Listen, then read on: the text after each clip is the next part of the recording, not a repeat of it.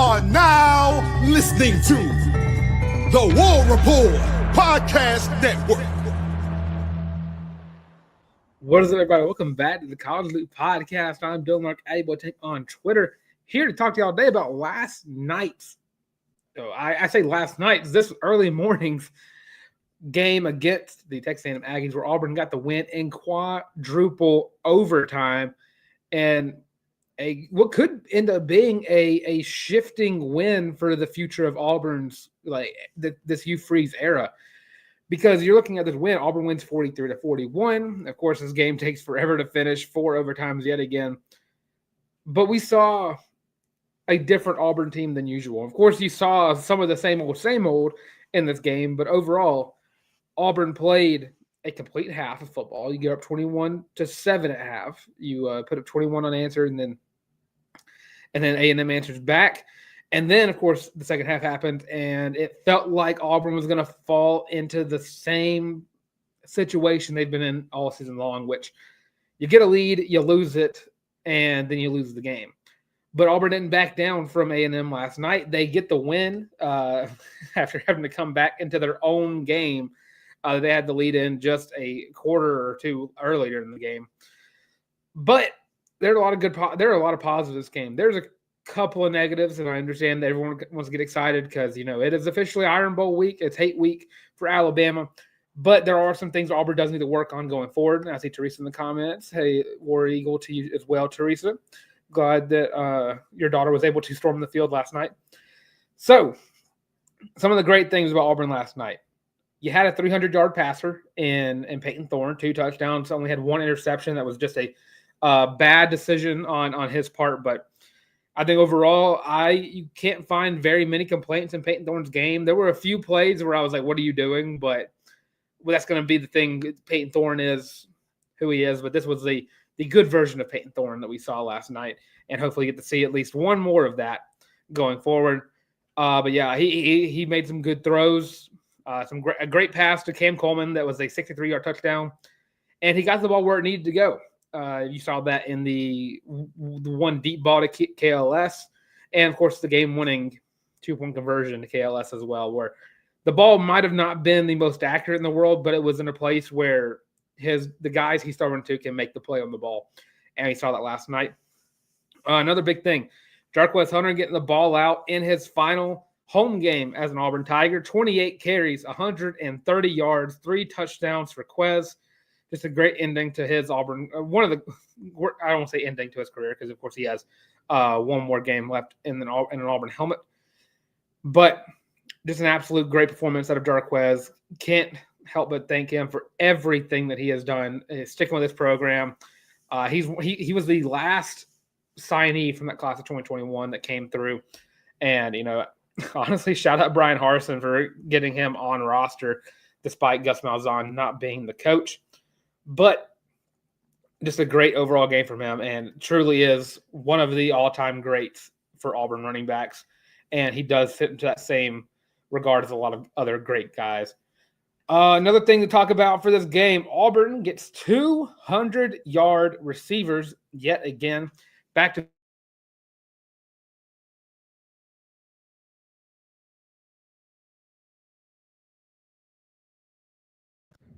there we go. Hopefully that didn't. Okay, yeah. So change that mic back up. There we go. Okay. Technical difficulties. Auburn gets 200-yard receivers yet again. Cam Coleman, 7 catches, 128 yards, 2 touchdowns. Of course, getting that 1 touchdown off a 63-yarder. Cam Coleman had 97 yards within the first quarter. So it was pretty set in stone that he was going to get at least 100 yards in this game, and doing so in a miraculous fashion. And Keandre Lambert-Smith, his 2 catches, of course, he had 3, but they don't count the 2-point conversion off for receptions. One of the greatest catches I've ever seen. He's done this twice this year. I mean, last week you had the touchdown where he was pushed out of bounds, came back in, and was able to make a play on the ball. And then just great play overall from KLS. And of course, he made another great play off a curl route. He was able to take that and go take it to the middle of the field, which is not something he's done a lot this year. He's not really been the rack receiver. He's been the go up and get it guy for Auburn this year, and great to see him making a great play on the ball. A guy who, along with Dark West Hunter, is going to be some of the higher drafted players from Auburn in this upcoming NFL draft. And you didn't get a lot of Malcolm Simmons. He had 3 targets, only had 2 catches for 5 yards. He made some plays, but one of the plays I know for a fact he slipped on the ground. So I don't know what was going on. I don't know if it was a cleat thing or what it was, but overall, it's a great game from the offense. Of course, they did kind of stammer out in the second half, but they still were able to make plays to keep themselves in the game. So can't be too mad about that. Defensively, and this is a rare occurrence for the season. Defensively, Auburn didn't look the greatest defensively last night. You had Marcel Reed, who had himself a pretty decent game after getting shut down for a good chunk of the first half. 297 yards, 3 touchdowns, had an interception off of Jaron Thompson was able to pick off an overthrow. A&M also had 167 yards rushing. The running back got 27 carries for 90 yards. And then Marcel Reed got 66 yards as well. And receiving-wise, this is where Auburn kind of fell apart in the second half defensively. Noah Thomas, 5 catches, 124 yards, 2 touchdowns. He absolutely started demolishing Auburn to start off the third quarter. And Johnny Walker also getting himself 69 yards and a touchdown as well. So defensively, you had some good plays, but overall, I mean, this is what the defense just didn't have a good game. That's the best way I can describe it, because this is just so out of character for this defense. Of course, they've had games where they've not looked the greatest, but typically it looked like that it was because of the offense not scoring, getting off the field too quickly and overall affecting the tempo of the game for the defense, so having to get back on the field quicker. But Jaron Thompson had 11 tackles. Jalen McLeod had himself 10 tackles. Dorian Mausi had 9. Asante had 7 in his senior night game. Mausi also a senior, and Jaron Thompson as well. Caleb Harris had a great game.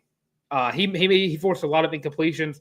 He was in coverage for one of those 2-point conversion attempts. He should have been better coverage for the one that the guy dropped. But a guy who I really want to talk about in this game is Kieron Crawford. Early on in the game, it was like from the start, this was the Kieron Crawford game, and he made a lot of great plays. He tied his season high in tackles in the year within the first quarter. Ended the game with 5, but able to see him kind of ball out was very nice. Auburn was able to get 4 sacks last night, and Marcel Reed, for being a redshirt freshman quarterback, he has been very good all year about not getting sacked. Auburn able to get 4 of those. McLeod, Mausi getting a sack, Philip Bleedy getting a sack, and DeMarcus Riddick, the freshman, also getting a sack. Riddick had a great game as well, also had a pass breakup, which had he had his hands a little bit better for that one, might have been a pick 6. But, I mean, I called this last week. I said what Auburn needs to do in this game is force Marcel Reed to try to beat DeMarcus Riddick. And when DeMarcus Riddick was on the field, I mean, Marcel Reed couldn't really do much because DeMarcus Riddick is the fastest linebacker on the team. And the defense played good when they needed to, but you did have a fair share of times where the defense got beat. Jay Crawford had maybe one of the worst plays of his career, which as a true freshman, not really saying much, but he's been playing great all year. He gave up that one long touchdown run. He overzealous trying to get the interception or trying to get the pass breakup. Ended up falling down, and Noah Thomas took it the distance on that one, which put them – I can't remember if that one put them within 7 or if that one put them, like, tied up the game. But regardless, I mean, you had some plays like that happened. But the defense straightened up and only gave up 10 points. And then in overtime, they straightened up a lot more. Gave up that 1 touchdown for the first overtime, but forcing completions when needed. This is a win Auburn needed more than anything. Is you needed a staple win. You needed something that can tell recruits, because whenever you've been losing games, you were telling the recruits, "Hey, this is not what we are. We need y'all to come in and change this." This is a win where you can look at the recruits and go, "This is an Auburn team that we want to be, and we'll be even better with y'all." Which I hope it doesn't sound like the same thing, but Auburn got a win versus a ranked SEC opponent, which they've not done since, I want to say, first year Harsin.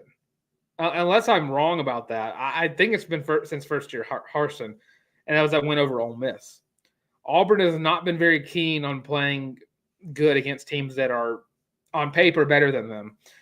But Auburn finally got the job done. You have another tough game ahead of you. The Iron Bowl is up next. And, of course, I'm going to be talking all week about how much I hate Alabama because, again, there's not much more that I hate more than the Alabama Crimson Tide. And we'll talk more about that game in a second because, holy cow, them getting whooped by Oklahoma and Ole Miss losing, which just made yesterday so fun to watch. But just got to going through. Another player to really talk about in this game is Ian Vachon. Missed the first field goal of the night for Auburn and then turned around and made 2 clutch ones. When Auburn needed him most, he stepped up and made kicks that needed to be made. And it really stands out because, this guy wasn't a guy who was getting looks early. He was a walk-on from a school that doesn't exist anymore. And, it was always going to be – it was McPherson, and McPherson dealt with what he's dealing with. And then it was like, oh, we're fine with Towns Magoo. Never really even heard of Ian Vachon. And I covered this team. I didn't know who he was. But now the state of Alabama all knows Ian Vachon's name, making 2 clutch kicks and helping Auburn secure this win. Another issue that Auburn has, though, just going from positives back to negatives, penalties happened too much in this game. I'm trying to find the actual penalties on here. Auburn had 9 penalties for 62 yards, but A&M had 7 for 40. You can't have 9 penalties next week. Alabama, a team that has actually been very penalty heavy this season, but when you're going to Bryant-Denny Stadium, regardless of how much home field advantage that stadium has, you can't be forced to give yardage to the other team or take away yardage from your offense. You can't do that against Alabama. But all you got to do is clean it up. Hugh Freeze even mentioned it, that penalties are not Auburn's mantra. Auburn has not really had a lot of penalties on the year. They've been one of the least penalized teams in the country, and I guess like one of the most special teams wise, but haven't really had that issue in a few weeks. But Auburn played a great game yesterday, all the way through. I mean, you had I say all the way through. You had a bad second half, quarter and a half in the second half. And then other than that, I mean, you played great. And you got a win that was much needed. I don't think there were a few people I saw around who predicted Auburn win this game. I did not give Auburn my prediction. I thought A&M was going to get it done. Just close. This is pretty much how close I had it. Auburn did what needed to be done to win the game, and that's exactly what you want to do with a winning team. You have to have a winning mentality, and Auburn had it last night. And hopefully this is a shift in the right direction for the future of Auburn's just their team and what Hugh Freeze is building. Recruiting was a major emphasis last night as well. And I'll get through the class 2025. We'll be talking about that for the next 2 weeks. Signing day is December 4th, which is not this week, but next week. And believe me, it's going to be a fun day. Auburn has a chance to do the Lord's work and turn the top 5 class into top 3 if they play the cards right. Let's see. Teresa, my daughter, finally got to rush the field. Her last home game. It would have been nice for everybody. Or it was nice for everybody to finally get a chance to rush the field this year. Auburn's been waiting for that one. Originally, I thought it would have been stupid if Auburn did rush the field against Texas A&M. But I kind of understood that with the season that's been had and the seniors kind of earned one. I don't think Auburn's rushed the field since 2019, I want to say, against Alabama. Needed a win like this, and I think the students and the fans really earned that $250 fine. Teresa, again, my other daughter got the rush the field when UTSA won the CUSA championship her senior year. They were both happy girls for the last home football games. I want to say my last home football game as a student. It kind of depends on last time I went to a game as a student. I didn't go to many of the games as a student. I went to more of the basketball games because I prefer watching football on TV. But I think it was the LSU Auburn game 2018, I want to say. where Auburn got cheated out of that one because of some bogus PI calls. That was the last time I went to the game as a student. Let's see. Chris Causey would love to see the D-line pressure the quarterback / sack him more without missing and running by him. That's going to be something Auburn's got to focus on this week because Marcel Reed was a great practice for them getting ready for Jalen Milroe next week. And I think Marcel Reed actually has been a better quarterback overall than Jalen Milroe. I think he's more of a dual threat in the thought of I think he has a better arm. Because Marcel Reed, he's more accurate. He can get the ball down the field, but he also has other levels to his passing game. I think Milroe, intermediate, isn't really part of his game. He has that deep ball ability, and he's able to make people miss in the backfield to make plays. But I think that you take what you did with Marcel Reed and you kind of make those adjustments for a guy who's going to run the ball a lot more. Marcel Reed, I think he ran the ball more than usual last night. He had 21 carries. Last night, Alabama, Jalen Milroe had 15 carries, but I don't know how many of those attribute to sacks, if they had any. I only had one sack yesterday. At least Oklahoma had one sack. So it'll be very interesting to see how they go into this week's practice because Auburn has a good chance to beat Alabama this weekend. Alabama, of course, losing 24-3 to Oklahoma. You saw what Auburn can do versus a dual threat guy. Of course, Auburn struggled against dual threat quarterbacks all year long. Able to shut down Marcel Reed for a good part of the game before he kind of got back into it. But I think overall, A&M is a more well-coached team than Alabama is this year. I think that I don't think that I know that because A&M still has a chance to win the SEC championship. All they have to do is beat Texas and they beat Georgia because Georgia's already claimed theirs. Bama's not in that. And Bama somehow, some way, still trying to manage to find a spot in the playoff, which is the stupidest thing ever that a 3-loss Bama team and a 4-3 in the conference Bama team still has a chance to go to the playoffs is an absolute joke, especially for an expanded playoffs. They shouldn't be in there whatsoever. But Auburn could do the absolute funniest thing ever that Auburn football has ever done in the history of Auburn football, and that's absolutely destroy Alabama's entire chances of going to the playoffs.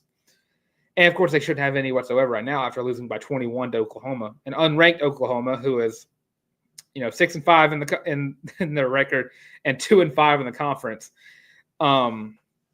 It'd be hilarious. It would be. But to get more into that, we'll get more into that probably on Tuesday and then, of course, Thursday show on Thanksgiving, where, of course, that's also this week. Is the Egg Bowl still – I need to make sure. Is the Egg Bowl still on Thanksgiving, or did they officially change that to making it Saturday? Because I remember they were talking about that. Let's see. That's – because that's part of my whole thing. They did move the Egg Bowl. It moved to Friday. That's gross. That's gross.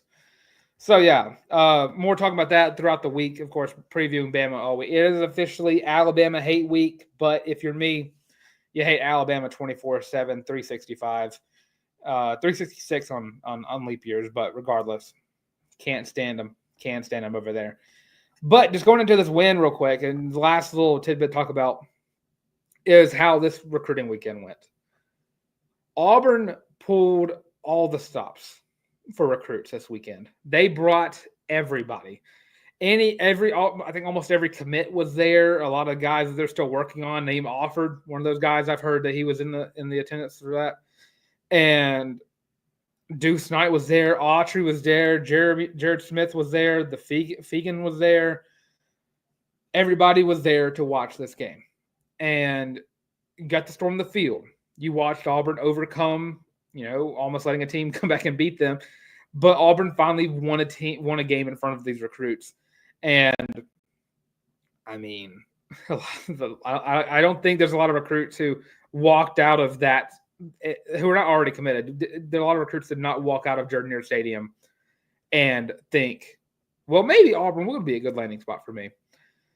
Because that's the Auburn team that you want to see in the future. Of course, you don't want to see overtime wins. You want to see wins in regulation. But That's the kind of wins that the recruits needed to see. They didn't need to see ULM. They didn't need to see Auburn A&M or New Mexico. They needed to see a Oklahoma win. They needed to see an Arkansas win. They needed to see a Vanderbilt win. They needed to see all these other wins that you've lost this year in Jordan-Hare Stadium, because you don't want to have any more excuses for it. You want to be able to say, this is Auburn. This is what we're going to be. We're the team that beats other teams. We're the team that beats other SEC teams. We're the team that beats Power 5 opponents. And they got to see it last night and got to party with the team in the locker room, which a lot of fun for those guys. And I mean, I'm more confident now than I was a week ago about Auburn's chances of getting name offered. And that'd give Auburn 9 out of the top 10 players from the state of Alabama in the class 2025. And he had a lot of good 26 guys in attendance for that game as well. So, yeah, super excited to see how many guys Auburn can officially sign. Of course, pen's not the paper yet for a lot of these guys. And Auburn right now, number 5 in the nation in the class 2025 and number 4 in the SEC. LSU took a little drop after losing Bryce Underwood to Michigan. And that absolute, it's crazy how illegal that play would have been 2-3 years ago for Michigan, where they're giving that kid like $10 million a year, which is absolutely crazy to me. But more on that later on. So we got one more thing to talk about on the live stream today. Don't forget, if you have any questions for me and my thoughts on yesterday's game, don't be shy to let me know. But we're going to go to a quick little break. Outside of this break, we're going to preview Auburn's first game of the Maui Invitational tomorrow versus number 5, Iowa State. So stay tuned, and we'll be right back. Are you tired of having to rummage through just clothes after clothes after clothes looking for something to wear? Are you tired of your friends making fun of you for your terrible fashion sense? Well, do we have the shirt for you? Go to thewarreport.com, get your laptop out and do it right now. Go to the shop and get your very own Feelin' Loopy t-shirt as well as your college loop hat, and you can get both of them for only $25 each. Plus shipping and handling, of course. But with that, now back to your regular scheduled program. Of course, that's available on thewarreport.com. Go to the shop. First page is the college loop hat. Second page, Feelin' Loopy t-shirt. Most comfortable items you're going to wear in your entire life. So go check those out today. They look great for Christmas photos. So do not sway and go get you some college loop merch today. So Auburn basketball currently in Maui right now. Beautiful Hawaii, preparing for their first game in the Maui Invitational, which has a lot of great teams in there. Auburn will play probably North Carolina is my prediction for the next game, but there's a lot of great games in this Invitational. And I'm trying to pull up the bracket so I can talk about it. I know I saved it somewhere, but I can't remember if I saved it on my phone. There we go. So Auburn will play the winner of Dayton and North Carolina. And then after that, they play the potentially Memphis, UConn, Colorado, or Michigan State after that. So a lot of great games to be had this week watching the Maui Invitational. But Auburn has to get through Iowa State. Iowa State, number 5. Auburn's number 4. This game's going to be at 8 o'clock p.m. CST, 9 o'clock Eastern time. And it's going to be a tough game. Nonetheless, Iowa State, though, not projected to win this game. This is going to be the first true test of the season for Iowa State. Going into their season thus far, they are currently 3-0 with wins over Mississippi Valley State, Kansas City, and IU Indianapolis, and getting some pretty decent wins over those teams, winning 83-44, 82-56, and 87-52. And, of course, Iowa State last year was one of the top teams in the country for a reason. They are one of the most senior-laden teams. They are a really good team. And it sucks for Auburn because you don't really have all the great film on them. But they have 5 dudes who are all averaging 10 a game. Curtis Jones averaging 15 a game. After that, Taman Lipsey is averaging 13. Keyshawn Gilbert is averaging 12. Joshua Jefferson averaging 10.7. And Milan Momcilovic averaging 10.3. And Steve also shoots very well from the three-point line, got 31% as a team. Not shooting well from the free throw line, but neither is Auburn. And 72%. And then from the field, shooting 48% and only giving up the ball about 10 times a game. So Auburn, of course, we've seen Auburn. They're 4-0. They've beaten teams like Houston. They are a coherent unit. They also have 5 guys averaging 10 or more. Tahad's 0.7 away from being the 6th. And Janai Broom averaging 20. Janai is going to be the key to this game, as per the U. She's averaging a double-double, 20 and 11 on the year. Auburn's shooting better from the three-point line and shooting better from the field, but again, the free throws have been just rough all season long. For the Tigers, Janai Broom, 65%. Cheney Johnson, 67%. Denver Jones shooting, or I'm talking about the field. Go back to the field over there for a second. Janai Broom, 41% from the field. Cheney Johnson, 54%.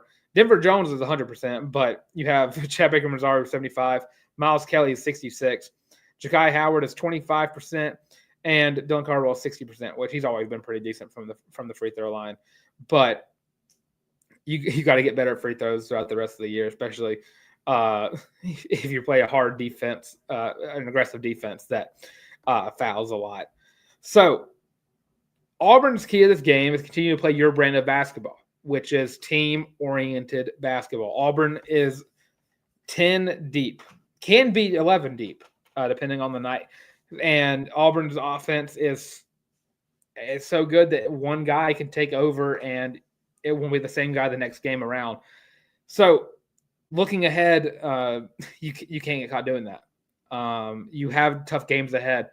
Duke is just like next week. So while you're celebrating Auburn football for getting all these signings on December 4th, you'll also be getting ready and stressed out for Auburn basketball to play Duke that same night. And you got to get through these last little bit. Of course, if you got to play, who I'm expecting Auburn to play this week is North Carolina and it's UConn. And that's 2 big blue bloods. And of course, UConn is currently on their, they have won back-to-back national championships. They're always prepared to play, and you got to get there one game at a time. I think Auburn can do that. I think Auburn beats Iowa State. And I hope with it being a game where Auburn has to travel over a plane, and hopefully they don't try to kill each other on their way to Maui. Well, I hope they didn't because they're already in Maui, I guess would be a better term. But if you can stay composed with being in an away environment, you're away from the jungle, you're far away from it at that, and maintain your brand of basketball, I think you can continue to keep this win streak alive and continue to grow confidence in yourself the next day when you play North Carolina or Michigan State or Dayton or whoever you got to play the next day. And then, of course, throughout the remainder of your vacation to Maui. I say vacation, but you're just a work vacation. But yeah, I think Auburn has a good chance to win this game, and I think they will win it. And I'm super excited for the remainder of Auburn basketball. I'm more excited for the continuation of Auburn football after beating Texas A&M. But regardless, it's still Alabama Hate Week. So hate Alabama every day of the week up to the Saturday, and then after that, continue to hate Alabama. Ron's Premier Lawn Care. Whom has Iowa State beaten? Their teams that they've beaten. I mean, of course, they've not been tested this year. Mississippi Valley State, Kansas City, and Indiana University in Indianapolis.